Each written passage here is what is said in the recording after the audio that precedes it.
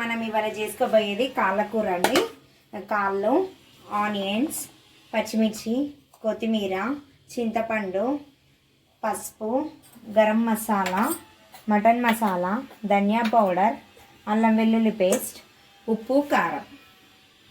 ఇప్పుడైతే నేను 4 స్పూన్స్ అయితే కారం వేసేసుకుంటున్నాను.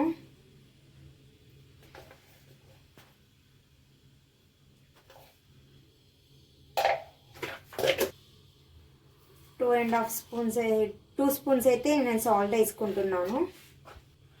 ఇందులో అయితే నేను కారం వేసుకున్నాను 4 స్పూన్స్, 2 స్పూన్స్ సాల్ట్ వేసుకున్నాను, 1 టేబుల్ స్పూన్ అల్లం వెల్లుల్లి పేస్ట్ వేసుకున్నాను.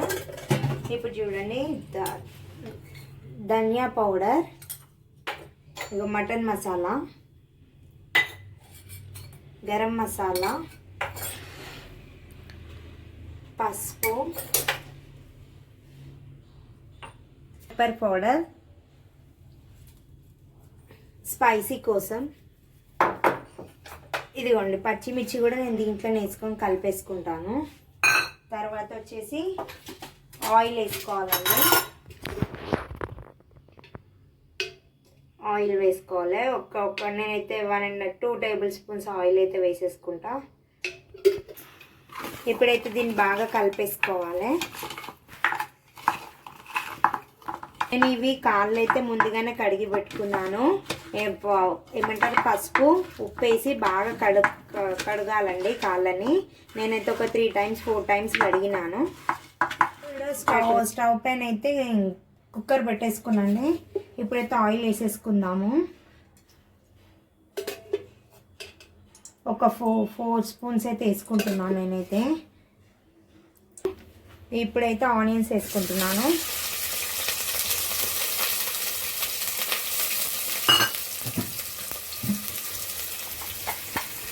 అట్లనే ఇప్పుడైతే అల్లం వెల్లుల్లి పేస్ట్ వేసుకుంటున్నా కొంచెం.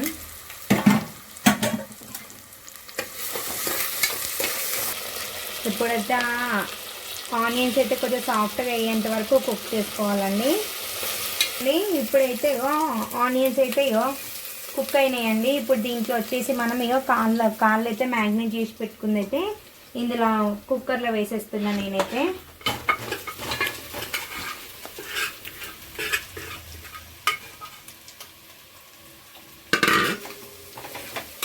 ఇప్పుడైతే మొత్తం ఇలా కాళ్ళ ముక్కలు అయితే వేసినాం కనుక ఫుల్గా మనం మంచిగా మిక్స్ చేసేసుకోవాలా. బాగా అంతా మసాలా అంతా పట్టేటట్టుగా ఆనియన్స్కి వేసేసుకోవాలా. వేసుకున్న తర్వాత మనం ఇప్పుడు ఏం చేయాలంటే కొంచెం అయితే కొత్తిమీర వేసుకోవాలండి. ఫ్లేవర్ మంచిగా వస్తుంది. ఇప్పుడు ఫస్ట్ వేసుకొని ఆయిల్ అంతా పైకి వచ్చేంతవరకు మూత పెట్టి ఉంచాలి. ఆయిల్ అయితే వచ్చేసింది మనకి. ఇదిగోండి, ఆయిల్ అయితే వచ్చేసింది మనకి, కనిపిస్తుంది కదా, ఆయిల్ అయితే వచ్చేసింది. ఇప్పుడు దీంట్లో మనము చింతపండు పులుసు బాగా పిసుక్కొని పోసేసుకోవాలండి. ఇదిగోండి చింతపండు పులుసు అయితే నేనైతే ఇది బాగా పులుసు అయితే తీసేసుకొని అలా వేసుకోవాలండి.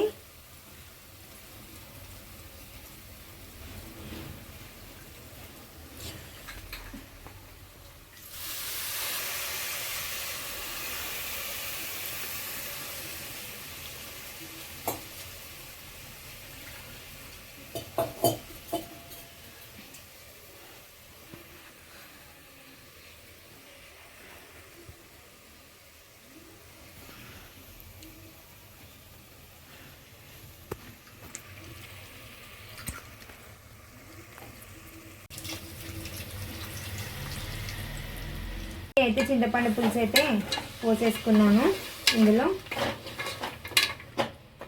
అలాగే ఇంతకుముందు కారులో కలిపిన గిన్నె ఉండే కదా, ఆ వాటర్ కూడా ఇందులో వేసేసుకుంటున్నాం కొంచెం గ్రేవీ కోసం. ఇదిగోండి, ఇప్పుడైతే మనము విజిల్స్ అయితే పెట్టాలండి. ఒక 7 విజిల్స్ వచ్చేంత వరకు అయితే ఉడికించుకోవాలి. ఆ తర్వాత ఒకసారి ఉడికిందా లేదో కూడా చూసుకోవచ్చు. మళ్ళీ ఉడకకపోతే మళ్ళీ కూడా విజిల్ పెట్టుకోవచ్చు అండి.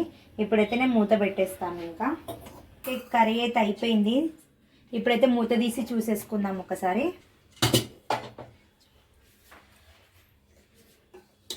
ఇది ఉంది, ఇదైతే ఉడికిందేమో ఒక్కసారి చూసేసుకుందాం మనము. ఇది ఉండి మెత్తగా అయితే ఉడికిపోయింది, మనకి 6 విజిల్స్కే ఉడికిపోయిందండి. ఇప్పుడైతే మనము ఇందులో కొత్తిమీర వేసేసుకుందాము.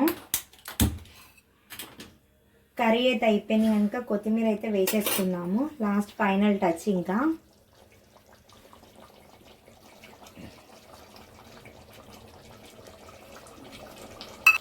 నేనైతే లైట్గా వేసుకుంటున్నాండి. కొబ్బరి పొడి ఇంతే వేసుకుంటున్నాను నేనైతే. కొంచెం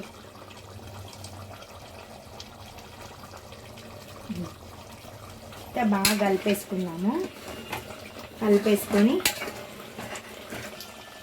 అంతేనండి, కలిపేసేసుకుందాము. నేనైతే అన్ని స్టార్టింగ్గా ధనియాల పొడి అవన్నీ వేసిన కనుక ఇప్పుడైతే ఏం వేయట్లేదు. ఇప్పుడైతే మూత పెట్టేసుకున్నాడే. ఇంకా కర్రీ అయితే అయిపోయింది, టేస్ట్ కూడా సూపర్గా వచ్చిందండి. ఇప్పుడైతే నేను ఇంకా మూత పెట్టేసి స్టవ్ అయితే ఆఫ్ చేసేసుకుంటున్నానండి. లైక్ చేయండి, సబ్స్క్రైబ్ చేయండి మా ఛానల్, కామెంట్ చేయండి, షేర్ చేయండి. Thank you.